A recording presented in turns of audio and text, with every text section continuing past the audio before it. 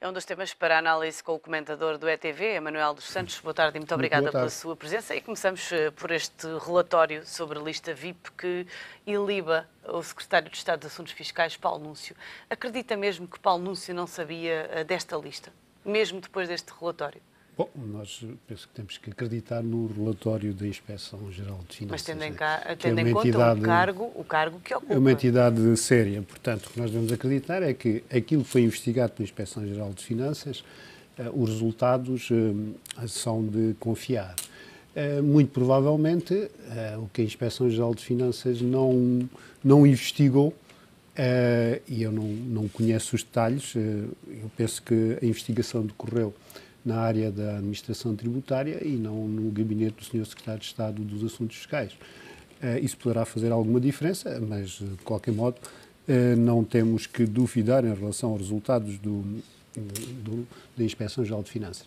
Agora, não há dúvida nenhuma que paira a suspeita, não é? E penso que, seja qual for o resultado ou mesmo outro tipo de exames, a verdade é que é pouco crível que um secretário de Estado que se mantém em funções desde há 4 anos e cuja tutela da administração tributária é a mais importante, não há dúvida nenhuma que tudo o resto é secundário no gabinete do Secretário de Estado dos Assuntos Fiscais. A administração tributária deve ocupar grande parte do tempo e da preocupação do responsável político, e o que se pode dizer é que é estranho, não é, que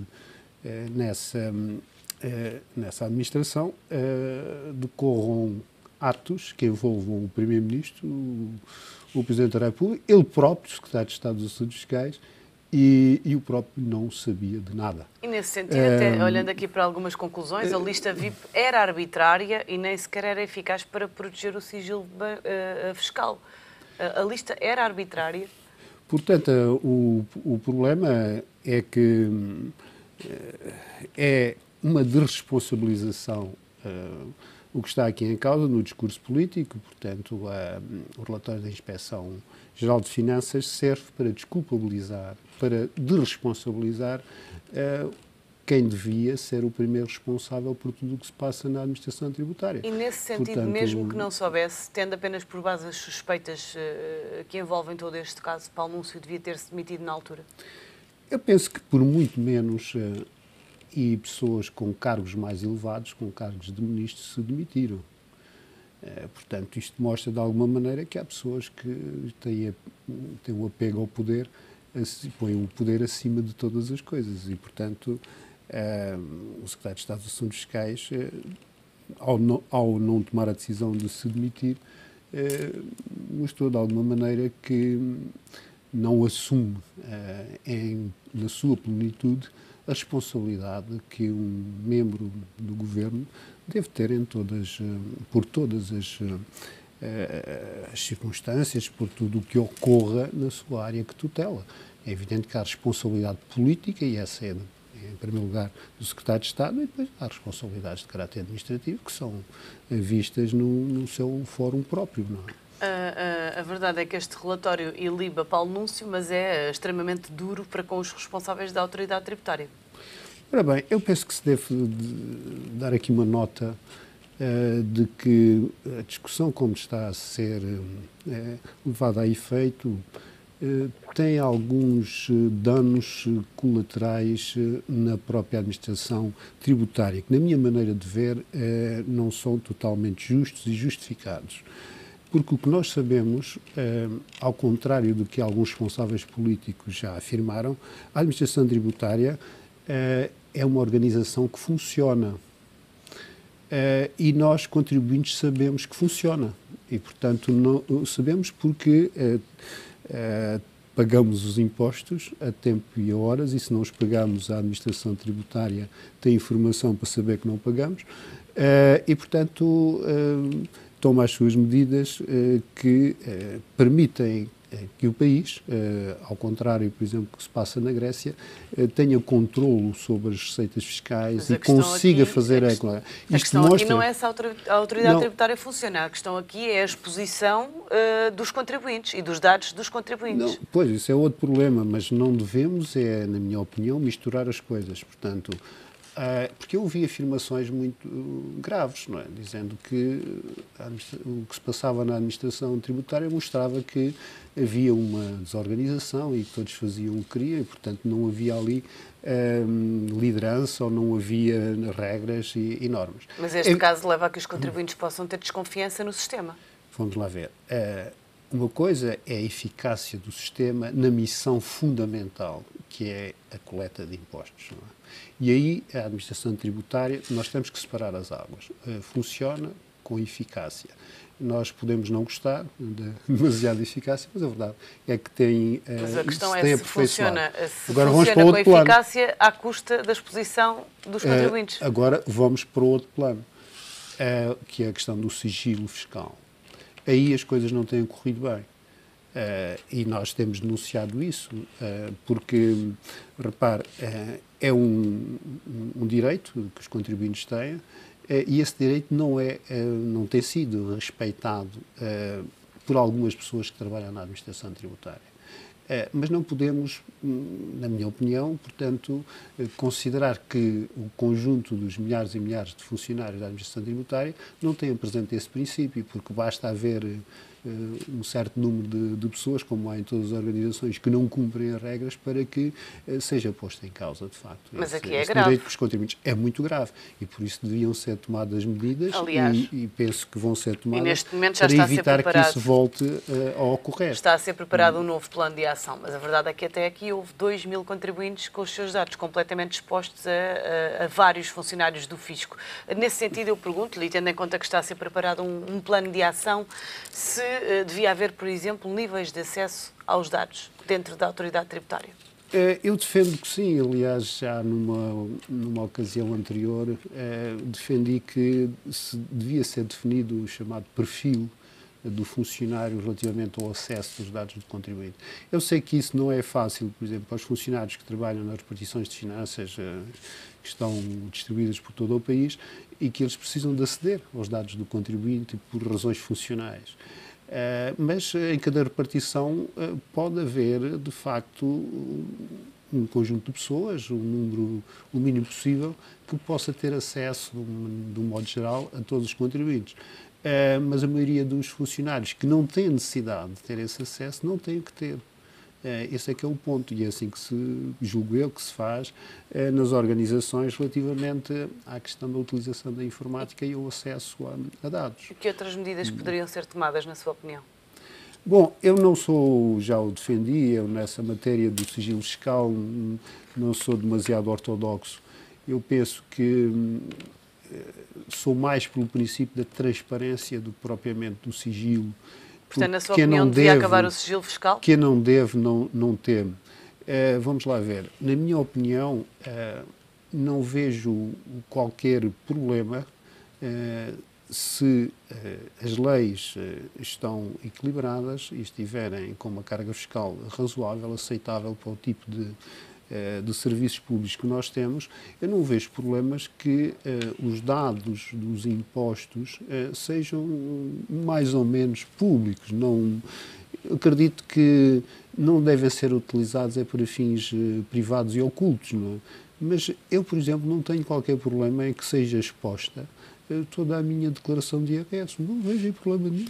E, portanto, os portugueses, alguns que têm problemas, é porque, efetivamente, temem algo de irregular. Portanto, se nós cumprimos com o que está estabelecido na lei, não temos que temer a divulgação dos nossos dados. Agora, isso é uma coisa. Outra coisa é chamada espionagem fiscal para efeitos particulares. Isso é intolerável, portanto, não deve ser feito, naturalmente. Não. Ontem tivemos um debate de urgência sobre o corte nas pensões, pedido pelo PS, depois de toda a polémica motivada pelas declarações da Ministra das Finanças, que admitiu que era possível fazer um corte nas pensões atuais. A verdade é que depois deste debate de ontem continua tudo na mesma ao nível dos argumentos políticos e o principal problema é que há um buraco na sustentabilidade social. Não há coragem política para resolver este problema? Eu penso que nesta guerra e nesta altura, acho que os dois principais partidos, o PSD e o PS, não têm muito a ganhar com este tipo de discussão. Acho que perdem ambos. Porque é verdade que nós foi criado um problema adicional de sustentabilidade nestes últimos 4 anos. Eu preparei um pequeno gráfico sobre esta temática. Penso que é possível mostrar e ver a origem do problema. Este gráfico tem 3 barrinhas, uma delas é azul. Ainda não estamos a ver. Ainda não. Quando tiver, diz-me. Já? Já é possível. Já, pronto.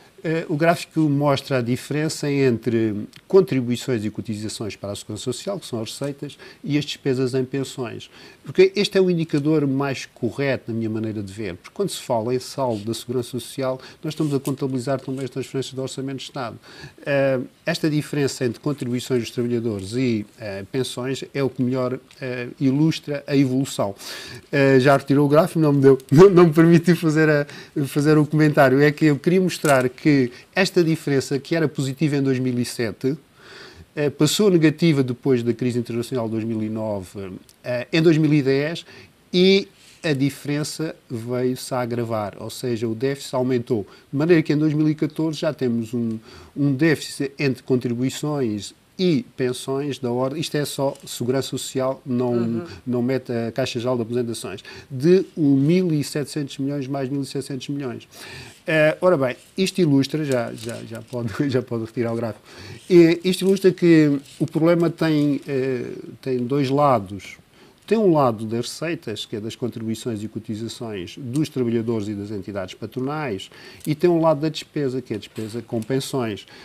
Por assim dizer, estes 2 lados também têm por detrás 2 fenómenos. O fenómeno demográfico, que é o caso do aumento do número de pensionistas, que é o envelhecimento da população, e, do outro lado, tem o funcionamento da economia, ou seja, o crescimento económico, em resumo.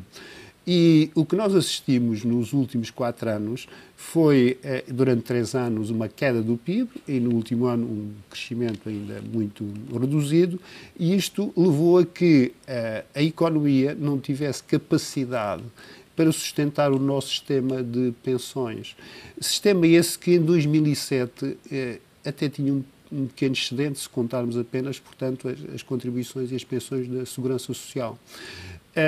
Ora bem, nós devemos colocar o problema neste patamar. De um lado, a economia, do outro lado, a questão da evolução demográfica. Há muita gente que atribui todo o problema à evolução demográfica. É evidente que não é verdade. Basta ir para um país da África para nós sabermos que eles têm uma taxa de fertilidade muito mais elevada, não é verdade? São muito mais jovens em população, mas têm gravíssimos problemas de proteção social, como nós sabemos. Portanto, o problema demográfico é um problema que não é o único, não é? Agrava a situação, mas não é o único. Agora, para onde nós devemos, e aí temos políticas públicas para medidas de política económica para contrariar o que está a acontecer, é, de facto, adotar políticas que favoreçam o crescimento económico. Para quê? Para que o número de contribuintes para a Segurança Social aumente. Ao contrário do que aconteceu nos últimos anos, onde nós já referimos o número, que, contabilizando as perdas de contribuições, elas podem cifrar-se em volta de 1.500 milhões de euros por ano. Mas aumentar o número de contribuintes da Segurança Social implica criar emprego, e esse tem sido um processo lento no nosso país. Pois, mas a destruição de emprego, que nos 3 anos da Troika que foi superior a 400 mil milhões, foi relativamente rápida. Eu penso que nós devemos ter a coragem de adotar medidas de política económica que permitam recuperar, pelo menos no mesmo prazo, 3 anos, os 400 e tal mil empregos que perdemos. Porque isso só por si ajuda bastante a resolver o problema da sustentabilidade da Segurança Social. Eu gostava de, para os senhores telespectadores perceberem um pouco o que eu quero dizer, é que o problema existe, não é? É como, usando uma imagem de uma pessoa que cai à água e morre afogada. Se perguntarem porquê é que a pessoa morreu, morreu por afogamento. As estatísticas dizem que foi por afogamento. Portanto, o problema é o afogamento. Se nós reduzirmos todo o problema a esta causa do afogamento, não estamos a ver o problema. Porque é que a pessoa cai à água? Temos que evitar que a pessoa caia à água. E o que aconteceu foi que a política que seguimos nestes últimos anos não evitou que a Segurança Social se afundasse, fosse à água. E é isso que nós temos que fazer, evitar que a Segurança Social caia em terreno negativo, neste balanço entre contribuições e pagamento de pensões. Este é que é o desafio. E para isso têm que ser tomadas medidas, mas muito focadas no crescimento económico. É claro que se nós discutirmos apenas a Segurança Social, não estamos a ver o problema. Estamos apenas a olhar para uma parte do problema, que é real, e por isso é que os partidos têm razão, dizendo que o problema existe, que neste momento, como a situação está, que há um déficit. Pois não podem entender-se, porque há uma proposta no sentido de promover o crescimento económico, apostar mais no crescimento económico, que é a proposta do PS, e há a proposta do Governo, que é muito tímida relativamente às medidas de crescimento económico e continua a apostar sobretudo no outro lado, ou seja, no corte da despesa em pensões. E, portanto, não promovendo o crescimento económico, de maneira a aumentar as receitas das contribuições. Por outro lado, o PS também fala em diversificar as fontes de financiamento. Os partidos do Governo também já começam a falar nisso, embora timidamente. A verdade é que são medidas que ajudam, eu diria, não são as fundamentais. Para mim, a medida fundamental, de facto, é o crescimento económico. E eu recordo que foi publicado há dias o relatório sobre o envelhecimento, que é o Aging Report da Comissão Europeia. Eu devo dizer aos senhores telespectadores que nestas matérias, como noutras, aliás, não falo de cor. Eu pertenci ao grupo, ao Aging Group, há muitos anos, quando ele era dirigido por um economista italiano que foi diretor-geral do SOR, não sei se ainda é, que é o Vittorio Grilli. E, portanto, sei exatamente do que estou a falar e da qualidade técnica das projeções que foram feitas. O que mudou nas projeções do Aging Group não foram as projeções da população. Devo recordar que, por exemplo, em 2006 já se falava que o rácio do envelhecimento, ou seja, o número de pessoas acima dos 65 anos sobre as pessoas entre os 15 e os 64 que estão em idade ativa de trabalho, iria crescer bastante, e o número que temos hoje acima da mesa é semelhante. Em 2015, a projeção que se fazia em 2016 apontava para que em 2050 esse rácio já seria de 60%, ele é hoje 30%.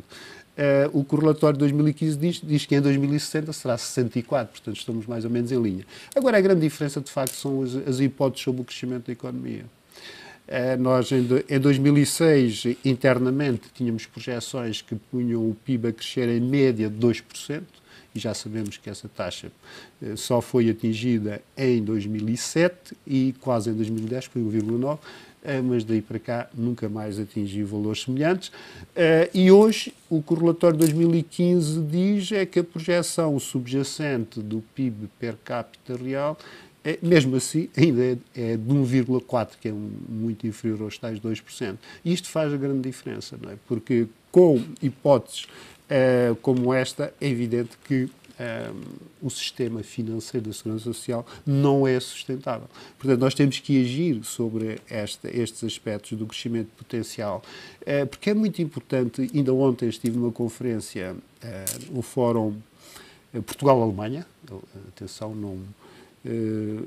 Repare que não estamos a falar de Portugal-Grécia, é Portugal-Alemanha, um fórum onde se discutiram as coisas importantes para a Europa, e uma delas, eu ouvi a professora Maria João Rodrigues dizer aos alemães, aos nossos amigos alemães, como ela dizia, que temos que ter em conta que nos últimos anos, com o programa de ajustamento, o potencial humano em Portugal deverá ter caído cerca de 20%.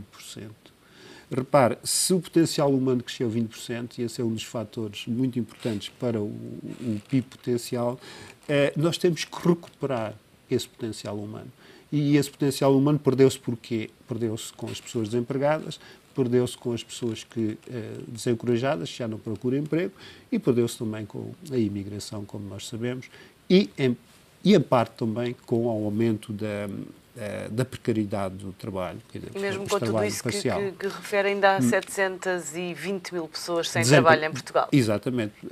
Mesmo hoje, mas isso já estamos no fim, embora haja alguns indícios de recuperação, mas são bastante tenues, como nós sabemos, e por conseguinte nós temos que agir nestas variáveis do crescimento económico, do PIB potencial, e uma parte importante, de facto, é recuperar o potencial humano para voltarmos a crescer e dar esperança aos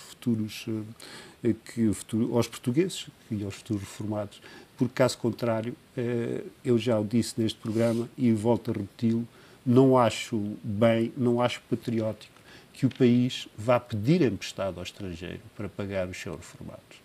Acho que é uma falta de patriotismo, porque nós temos que ter a coragem de aumentar a capacidade produtiva do país. Temos que nos empenhar. E se não nos empenharmos, se não nos virarmos para aí, se não apresentarmos, e estamos à altura de o fazer, políticas de desenvolvimento económico e social, pois a outra via que seguimos até agora não produz resultados, nem tão pouco do ponto de vista orçamental. O PS defende a convergência total nas regras das pensões.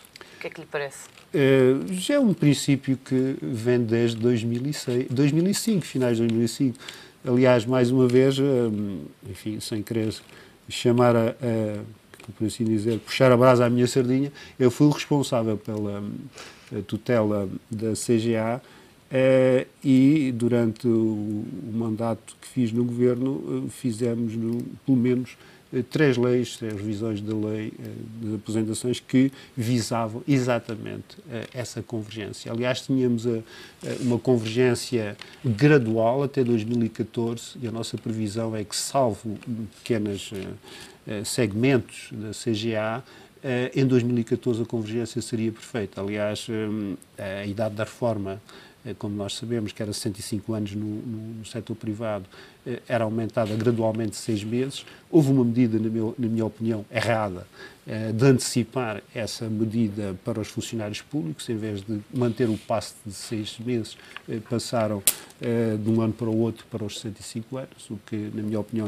não foi correto, porque havia um acordo com os sindicatos, um acordo social nessa matéria, e era suficiente. Essas coisas têm que se fazer com gradualismo, não se pode, de maneira nenhuma, por assim dizer, fazer coisas bruscas que implicam grandes consequências na vida das pessoas que têm as suas expectativas, e, naturalmente, se forem goradas, as pessoas sofrem bastante com isso. E, portanto, é importante, do ponto de vista da justiça social, da proteção social, que os dois sistemas, de facto, no que diz respeito às regras, tenham uma convergência absoluta, mas isso é um processo que está em marcha. Praticamente há alguma coisa a fazer, mas não muito. O essencial já foi feito. Eu penso que isso não é novo, o que eu poderia dizer, apesar de, como disse, ter sido anunciado pelo Partido Socialista. Mas é coerente. Mas é uma das medidas que tem em mente se for governo.